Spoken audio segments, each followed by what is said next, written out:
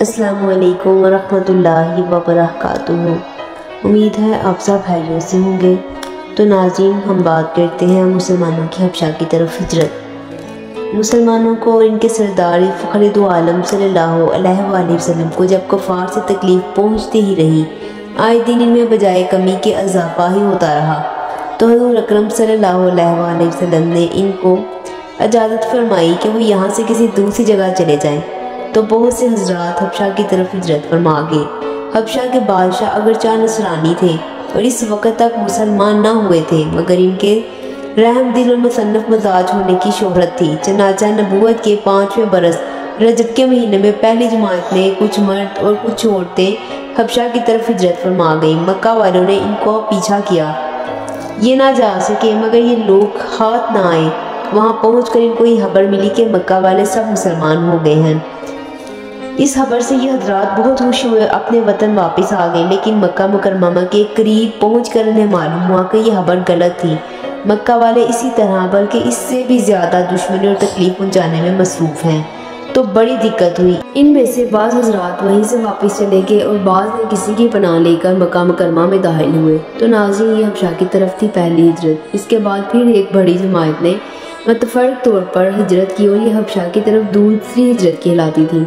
बाज़ सहाबा ने तो दोनों हिजरतें की और बाज़ ने एक। कफ़ार ने जब यह देखा कि ये लोग हबशा में चैन की ज़िंदगी बसर करने लगे, इनको भी गुस्सा आया। बहुत से तोहफे तोहफ़ देकर नजाशी शाह हबशा के पास एक वफद भेजा जो बादशाह के लिए बहुत से तोहफे लेकर गया। इसके हवास और सरदारों के लिए भी बहुत से हदिये लेकर गया। जाकर अव्वल काम और सरदारों से मिला, हदिये देकर इनसे बादशाह के लिए यहाँ अपनी सिफारिश का वादा लिया और फिर बादशाह की हिम्मत पे ये वफद हाजिर हुआ। अव्वल बादशाह को सजदा किया और फिर तोहफे पेश करके अपनी दरख्वास्त पेश की। रिश्वतखोर हकाम ने तायदगी की। इन्होंने कहा कि ए बादशाह, हमारी कौम के चंद बेवकूफ़ लड़के अपनी कदीमी दीन छोड़कर एक नए दीन में दाखिल हो गए, जिसको ना हम जानते हैं ना आप जानते हैं, और आपके मुल्क में आकर रहने लगे। हमको मक्का ने इनके लोगों के बाप, चचा और रिश्तेदारों ने भेजा है कि इनको वापस लाएं, आप इनको हमारे सुपुर्द कर दें। बादशाह ने कहा कि जिन लोगों ने मेरी पनाह पकड़ी है, बगैर तहकीक इनको हवाले नहीं कर सकता। अव्वल इनसे बुलाकर तहकीक कर लूँगा, अगर ये सही हुआ तो हवाले कर दूँगा। चुनाचा मुसलमानों को बुलाया गया। मुसलमान अव्वल तो बहुत परेशान हुए कि क्या करें, मगर अल्लाह के फजल ने मदद की और हिम्मत से यह तय किया कि चलना चाहिए और साफ बात कहनी चाहिए। बादशाह के यहाँ पहुँचकर सलाम किया। किसी ने एतराज़ किया कि तुमने बादशाह को अदाब शाही के मुवाफिक सजदा नहीं किया। इन लोगों ने कहा, हमको हमारे प्यारे नबी सल्लल्लाहु अलैहि वसल्लम ने अल्लाह के सिवा किसी को सजदा करने की इजाज़त नहीं दी। इसके बाद बादशाह ने इनसे हालात दरियाफ्त किए।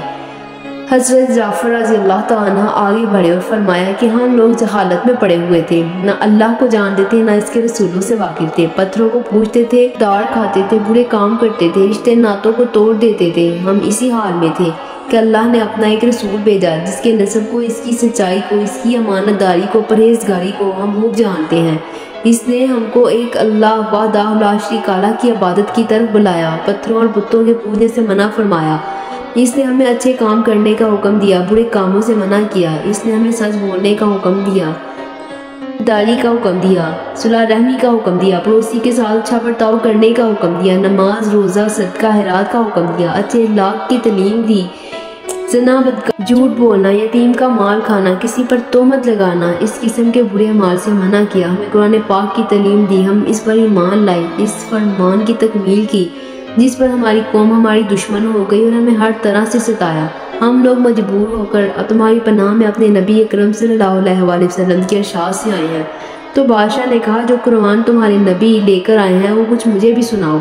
हज़रत जाफ़र रज़ी अल्लाह तआला अन्हु ने सूरत मरियम की चंद अव्वल आयतें पढ़ी, जिसको सुनकर बादशाह भी रो दिया। इसके सरदार भी जो कसरत से मौजूद थे, सब के सब इस कदर हुए कि इनकी दाढ़ियाँ भी तर हो गई। इसके बाद बादशाह ने कहा कि खुदा की कसम, कलाम और जो कलाम हज़रत मूसा लेकर आए एक ही नूर से निकले हैं। इन लोगों से साफ इनकार कर दिया कि मैं इनको तुम्हारे हवाले नहीं कर सकता। वो लोग बड़े परेशान हुए कि बड़ी जिल्लत उठानी पड़ेगी। आपस में सुलह करके एक शख्स ने कहा, कल मैं ऐसी तदबीर करूंगा कि बादशाह इनकी जड़ ही काट दे। साथियों ने कहा भी कि ऐसा नहीं करना चाहिए। ये लोग अगर चाहे मुसलमान हो गए फिर भी رشتہ دار ہے، مگر اس نے نہ مانا۔ دوسرے دن پھر بادشاہ کے پاس گئے اور جا کر کہا یہ لوگ حضرت عیسیٰ رضی اللہ عنہ کی شان میں گستاخی کرتے ہیں، ان کو اللہ کا بیٹا بھی نہیں مانتے۔ بادشاہ نے پھر مسلمانوں کو بلایا۔ صحابہ رضی اللہ عنہ فرماتے ہیں دوسرے دن کے بلانے سے ہمیں اور بھی زیادہ پریشانی ہوئی۔ بہرحال بادشاہ نے پوچھا کہ تم حضرت عیسیٰ کے بارے میں کیا کہتے ہو؟ انہوں نے کہا کہ وہی کہتے ہیں جو ہمارے نبی صلی اللہ علیہ وآلہ وسلم پر ان کی شان میں نازل ہوا کہ وہ اللہ کے بندے ہیں، اس کے رسول ہیں، اس کے روح ہیں، اس کے کلمہ ہیں، جس کو خدا نے کنواری اور پاک مریم رضی اللہ عنہا کی طرف ڈالا۔ نجاشی نے کہا کہ حضرت عیسیٰ بھی اس کے سوا کچھ نہیں فرماتے۔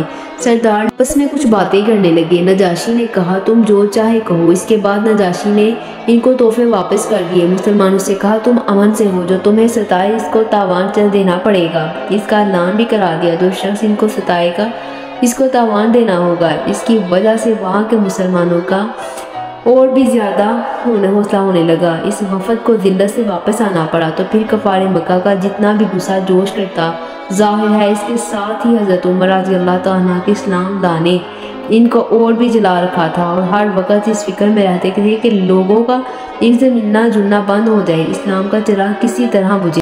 اس لیے مکہ کی ایک بڑی جماعت نے آپس میں مشورہ کیا کہ اب کھلم کھلا محمد صلی اللہ علیہ وسلم کو قتل کر دیا جائے، لیکن قتل کر دینا بھی آسان کام نہ تھا۔ اس لیے بنو ہاشم بھی بڑے اونچے طبقہ کے لوگ شمار ہوتے تھے۔ وہ اگرچہ اکثر مسلمان نہیں ہوئے تھے، لیکن جو مسلمان نہیں تھے وہ بھی حضور اکرم صلی اللہ علیہ وسلم کے قتل ہو جانے پر آمادہ نہیں تھے۔ اس لیے ان سب کفار نے مل کر ایک معاہدہ کیا کہ سارے بنو ہاشم سے بائیکاٹ کیا جائے، نہ ان کو کوئی شخص اپنے پاس بیٹھنے دے، نہ ان سے کوئی خرید و فروخت کرے، نہ بات چیت کرے، نہ ان کے گھر جائے، نہ ان کو اپنے گھر میں آنے دے، اور اس وقت تک صلح نہ کی جائے جب تک وہ حضور اکرم صلی اللہ علیہ وآلہ وسلم کو قتل کے لیے حوالہ نہ کر دے۔